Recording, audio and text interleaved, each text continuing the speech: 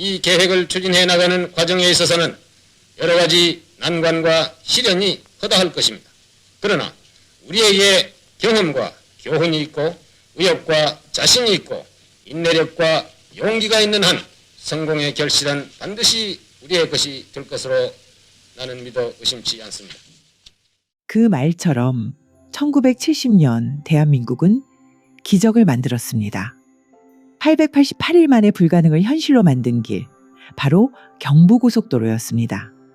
서울에서 부산까지 단 4시간 30분. 누구도 상상하지 못했던 일이 현실이 된 순간이었습니다. 그리고 그 길 뒤에는 두 사람의 운명적 만남이 있었습니다. 바로 박정희 대통령과 정주영 회장이었습니다. 그런데 당시 상황을 보면 정말 불가능해 보였습니다. 가난한 나라, 부족한 기술, 막대한 비용. 그런데도 누군가는 이 불가능한 꿈에 도전해야 했습니다.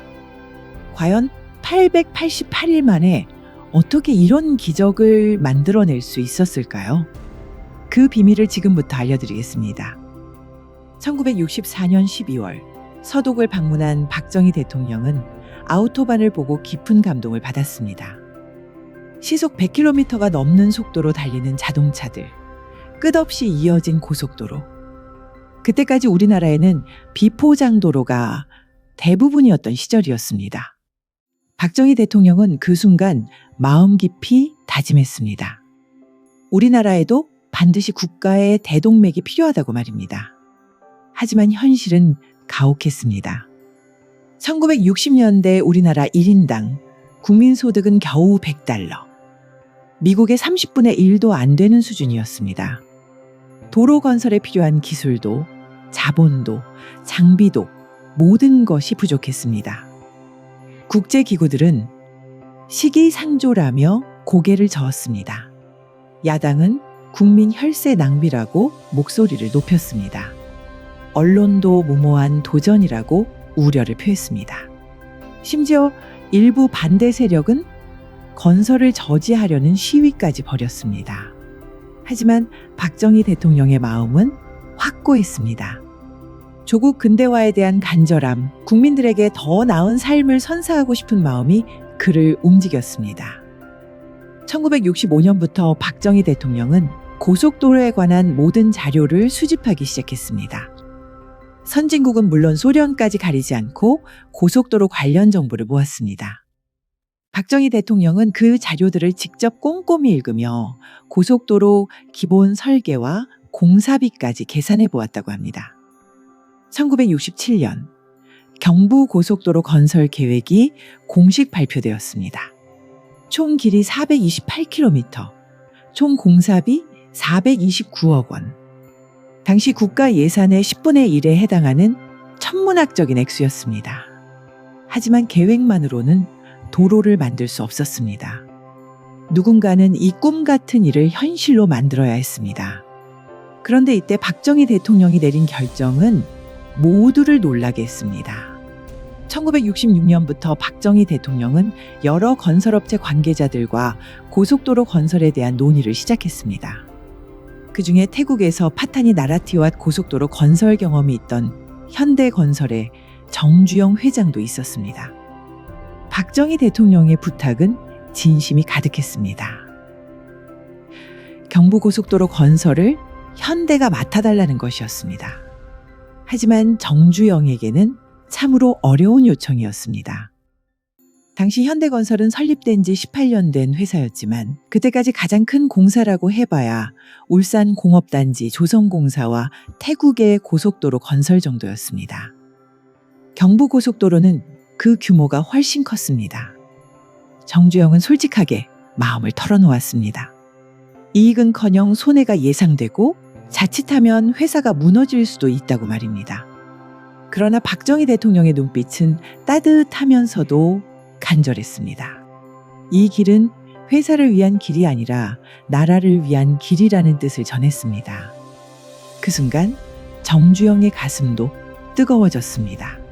이 나라도 가난을 극복하고 일어설 수 있다는 믿음이 솟아올랐습니다. 정주영은 결심했습니다. 좋습니다. 카카. 해보겠습니다. 온 힘을 다해 해보겠다는 의지를 보였습니다. 두 사람에게는 놀라운 공통점이 있었습니다. 불가능을 가능으로 만드는 굽히지 않는 의지, 그리고 조국과 국민을 향한 뜨거운 사랑이었습니다. 이제 결단은 내려졌습니다. 하지만 그 순간부터 진짜 도전이 시작됐습니다. 1968년 2월 1일 경부고속도로 기공식이 거행되었습니다. 하지만 화려한 기공식과 달리 현실은 만만치 않았습니다. 그런데 정주영은 이 절망적인 상황에서도 포기하지 않았습니다. 필요한 중장비 대부분을 외국에서 들여와야 했습니다. 고속도로 건설 기술자는 전무했습니다.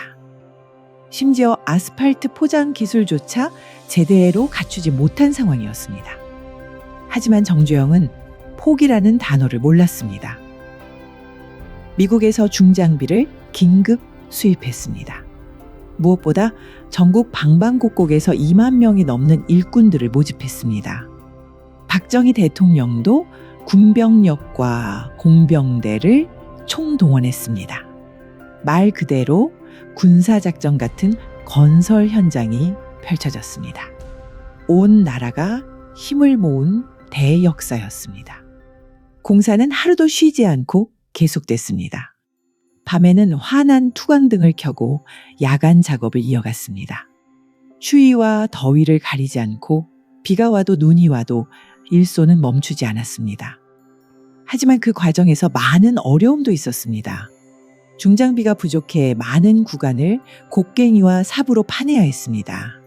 산을 뚫는 터널 공사에서는 위험한 순간들이 계속됐습니다. 공사 기간 중 공식적으로 77명의 소중한 분들이 목숨을 잃었습니다. 이래서는 안 된다. 더 빨리 뚫어야 한다고 생각한 정주영은 위험을 감수하고 새로운 방법을 시도했습니다. 일반 시멘트 생산을 중단하고 20배나 빨리 굳고 서너 배 튼튼한 조강 시멘트를 현장에 전격 투입하기로 했습니다. 공사는 거짓말처럼 속도가 나기 시작했습니다.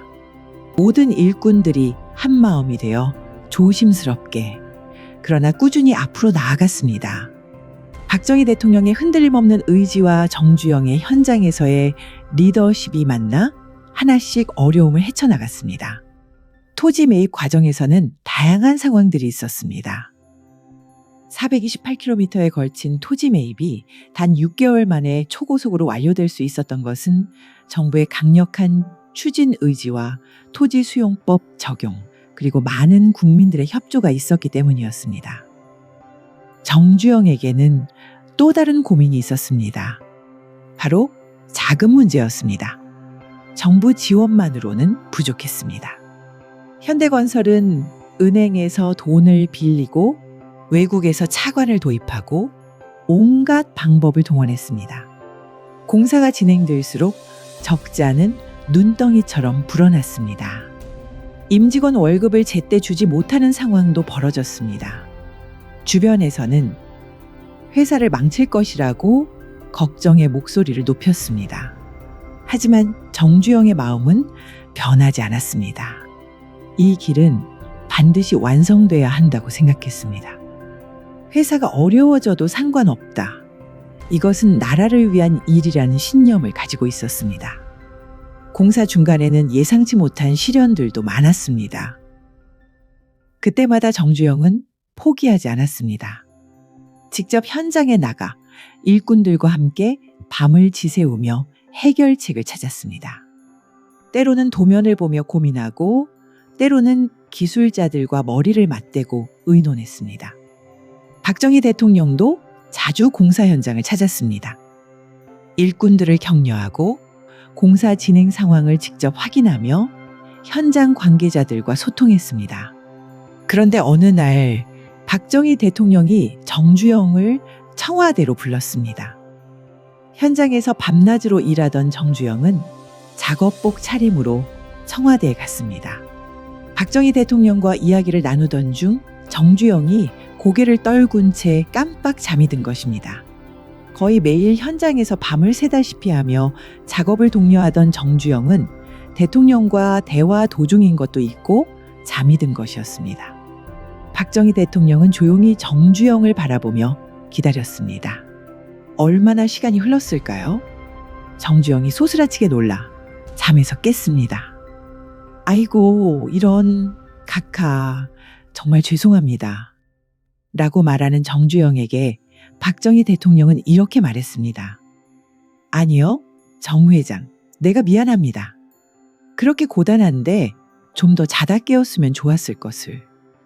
훗날 정주영 회장은 이 일을 회고하며 이렇게 말했습니다. 박정희 대통령이라는 분이 얼마나 위험 있는 분인데 그런 어른 앞에서 내가 졸았으니 정말 당황스러웠다. 대통령께서도 말씀하시다가 내가 졸고 있으니 기가 막혔을 것이다. 그런데 웬만한 사람 같으면 내가 졸고 있을 때 자리를 떴거나 언짢은 얼굴을 했을 텐데 박정희 대통령은 그러지 않으셨다. 1970년 6월 드디어 마지막 아스팔트가 깔렸습니다. 서울 양재동에서 부산 구서동까지 428km, 888일간의 감동적인 여정이 끝났습니다. 7월 7일 개통식이 성대하게 거행됐습니다. 박정희 대통령과 정주영 회장이 나란히 앉아 고속도로를 달렸습니다. 서울에서 부산까지 4시간 30분. 기존의 8시간을 절반으로 줄인 역사적인 순간이었습니다. 차창 밖으로 펼쳐진 아름다운 우리 강산을 바라보며 두 사람의 마음도 벅찼을 것입니다. 불가능할 것만 같았던 꿈이 현실이 된 순간이었습니다. 아침은 서울에서, 점심은 부산에서 우리 국민들의 새로운 생활 문화가 시작되는 순간이었습니다. 수많은 정성과 희생 끝에 마침내 길이 열렸습니다. 그런데 이 길이 가져온 변화는 상상을 뛰어넘는 것이었습니다. 경부고속도로 개통은 단순한 교통 개선을 넘어 우리나라 전체에 새로운 활력을 불어넣었습니다. 경제적으로는 물류 비용이 크게 줄어들었습니다. 서울과 부산 간 교역이 대폭 늘어났습니다. 고속도로 주변의 공단과 새로운 도시들이 하나둘 들어섰습니다. 우리나라 경제가 크게 성장하는 소중한 발판이 되었습니다. 사회적으로도 큰 변화가 일었습니다. 지역과 지역 사이의 거리가 가까워지면서 온 나라가 하나로 이어졌습니다. 서울의 새로운 문물이 전국으로 퍼져나가고 지방의 맛있는 특산품들이 서울로 올라왔습니다. 진정한 의미의 하나 된 나라가 시작된 것입니다. 무엇보다 소중한 것은 국민들의 마음이 달라진 것이었습니다. 못 산다, 못한다던 국민들에게 우리도 할 수 있다 라는 자신감을 심어준 사건이었습니다.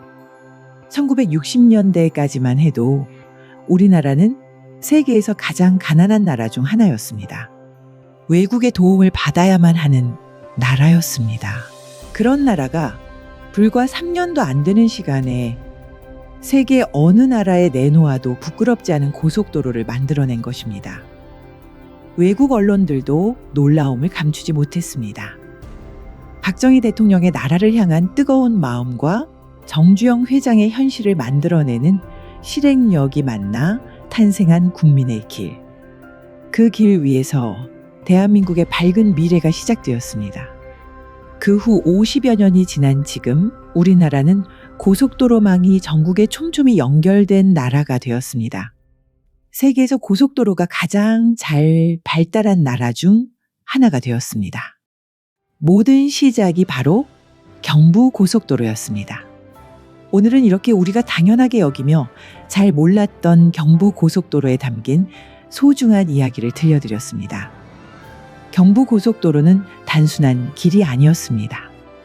우리 모두의 땀과 정성, 그리고 꿈이 만든 희망의 길이었습니다. 불가능할 것 같았던 일을 현실로 만든 두 분의 만남, 그리고 그분들을 믿고 따라준 수많은 분들의 마음이 있었기에 가능했던 일이었습니다. 혹시 몰랐거나 잊고 계셨어도 괜찮습니다. 소중한 역사는 언제든 다시 기억할 수 있으니까요. 앞으로도 잊혀져가는 우리 시대의 감동적인 이야기들을 찾아서 여러분께 전해드리겠습니다. 우리가 살아온 이 땅의 소중한 이야기들, 우리 어르신들이 남겨주신 귀한 발자취들을 함께 나누고 싶습니다. 구독과 좋아요를 눌러주시면 더 많은 따뜻한 이야기들로 함께할 수 있습니다. 여러분이 기억하고 계시는 박정희 대통령과 정주영 회장의 이야기를 댓글로 나누어 주세요. 그 시절의 소중한 기억들을 함께 간직하고 싶습니다. 어떤 작은 추억이라도 정말 소중합니다. 우리의 지난 시절을 알아야 앞으로 올 날들도 지혜롭게 맞이할 수 있습니다. 역사는 과거의 일이 아니라 지금을 사는 우리 모두의 이야기니까요. 다음에도 더 좋은 이야기로 찾아뵙겠습니다. 감사합니다.